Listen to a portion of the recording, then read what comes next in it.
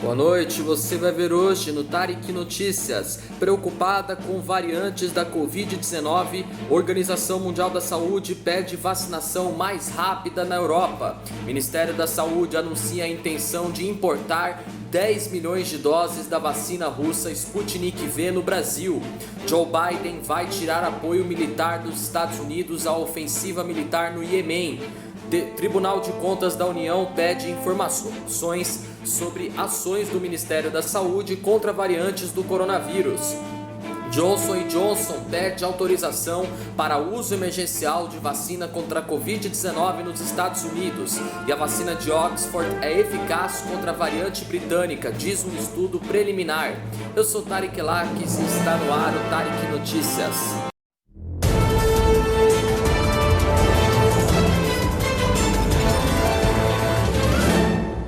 A Europa deve se unir para acelerar a campanha de vacinação contra a Covid-19 com o apoio de todos os laboratórios, segundo afirmou hoje o diretor da Organização Mundial da Saúde na Europa, Hans Kluge.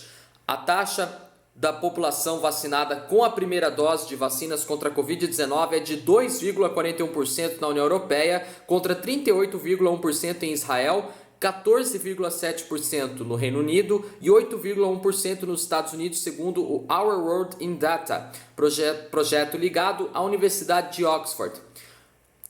O diretor-geral da OMS, em entrevista à agência de notícias France Press, diz que a Europa deve se unir para acelerar a vacinação e diz que as farmacêuticas que normalmente competem entre si devem unir esforços para aumentar drasticamente as capacidades de produção. Isto é o que precisa, segundo afirma o diretor regional da OMS. A população vacinada por dia também é mais lenta na União Europeia, de 0,12% contra 1,39% em Israel, 0,61% no Reino Unido e 0,39% nos Estados Unidos. O Brasil tem taxas ainda piores que a União Europeia, com 1,19% da população vacinada com uma dose e uma taxa de vacinação diária de 0,09%.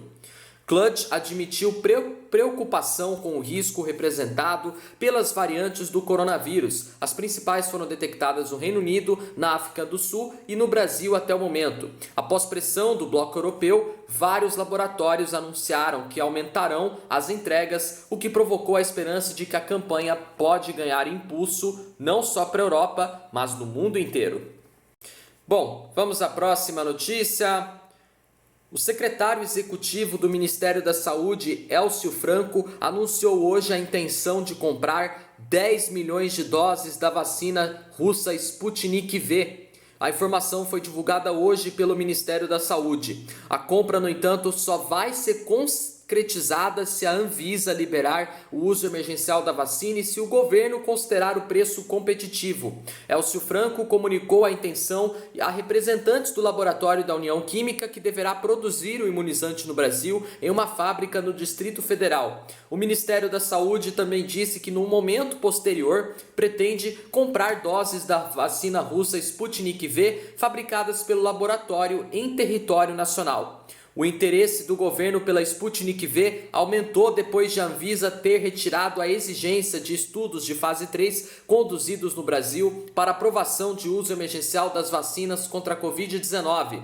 A fase 3 é quando a vacina é testada em larga escala com milhares de voluntários para avaliar sua segurança e eficácia. Até então, os estudos da fase 3 tinham que ter sido feitos obrigatoriamente no país, o que não aconteceu com a Sputnik V. Após a decisão da Anvisa, o governo sinalizou também interesse na vacina Covaxin, produzida pelo laboratório indiano Bharat Biotech. Somando as compras iniciais da Sputnik e da Covaxin, o governo brasileiro estima obter 30 milhões de doses vindas para o Brasil e ser distribuída para todos os 27 estados.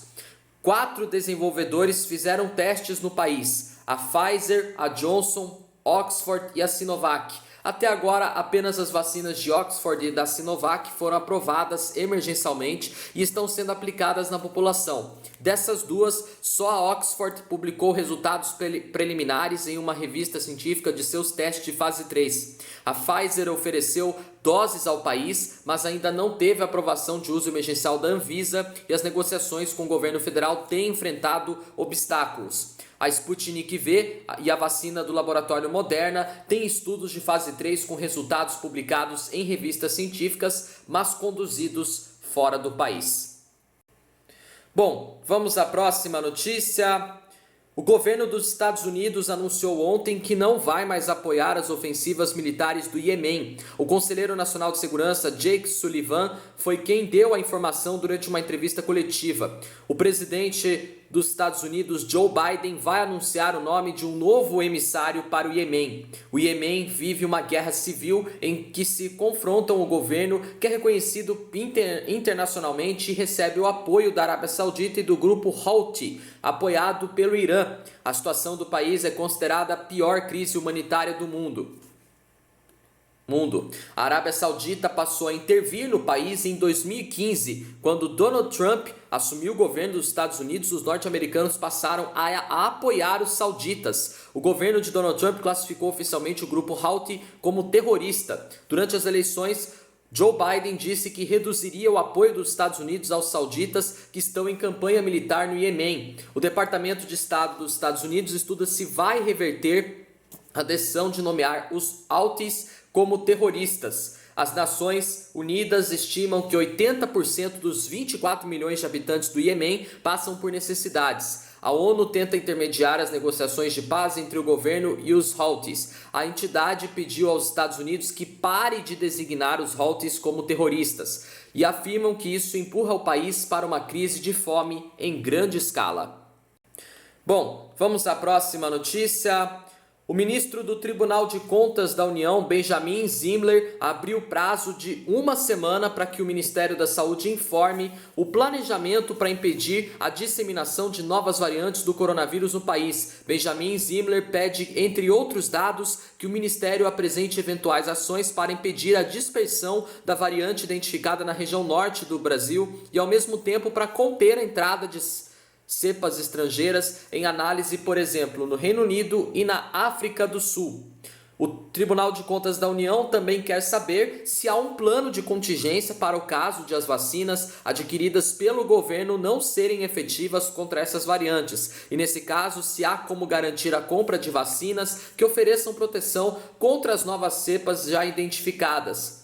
Uma nova variante do coronavírus, a chamada de P1, foi identificada no começo do ano em Manaus, no Amazonas. Além de Manaus, há casos da nova variante confirmadas no Pará e em São Paulo. O pedido de informações foi aprovado pelo ministro na última quarta-feira e divulgado pelo TCU hoje.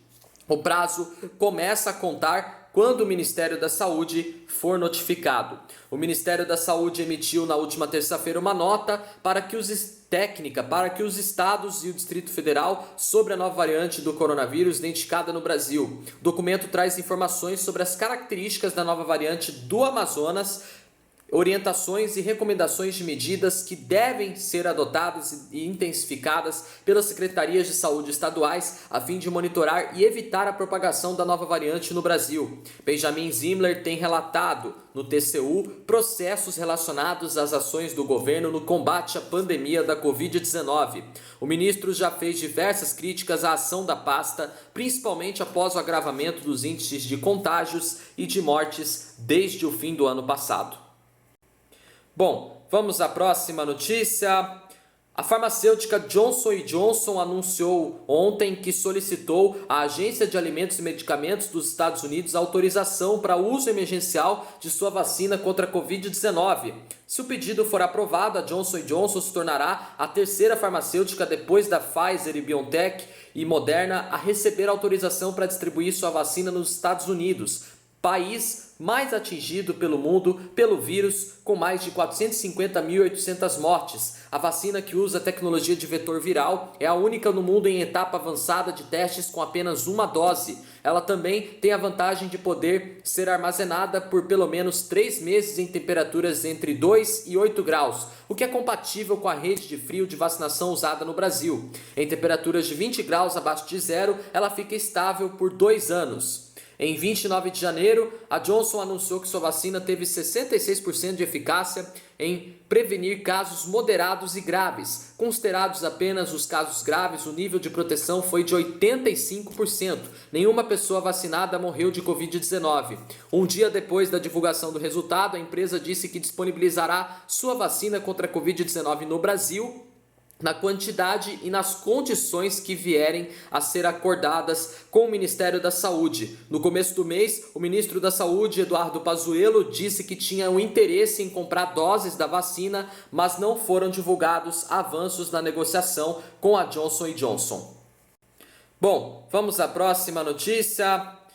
Pesquisadores da Universidade de Oxford informaram hoje que a vacina contra a Covid-19 desenvolvida pela universidade em parceria com a farmacêutica AstraZeneca é eficaz contra a variante britânica. Os testes feitos em laboratório mostraram uma eficácia estimada de 75%. A vacina de Oxford é uma das aprovadas no Brasil. Os resultados foram divulgados em versão prévia, sem revisão, por outros pesquisadores. Estas são as primeiras descobertas sobre a eficácia do imunizante de Oxford contra novas variantes. O estudo avaliou voluntários com infecção sintomática e assintomática das fases 2 e 3 dos testes entre outubro do ano passado e janeiro deste ano e identificaram com qual cepa do coronavírus eles haviam sido infectados após a vacinação. Os resultados mostraram que os anticorpos neutralizantes gerados pela vacina são mais baixos para a variante, mas a eficácia da vacina é semelhante à da cepa original.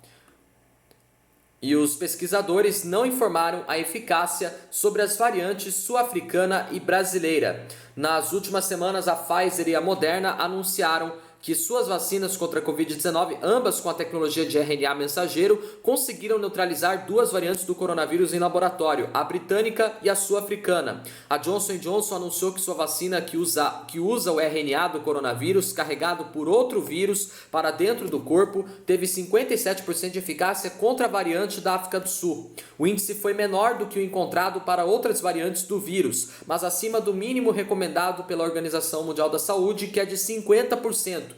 Um outro estudo indicou que 2 vacinas chinesas, a BPI-BP Corv e da Sinopharm e a ZF2001 da Anhui Zhifei, Longcom e a Academia Chinesa de Ciências Médicas, que conseguiram neutralizar a mutação da África do Sul em laboratório.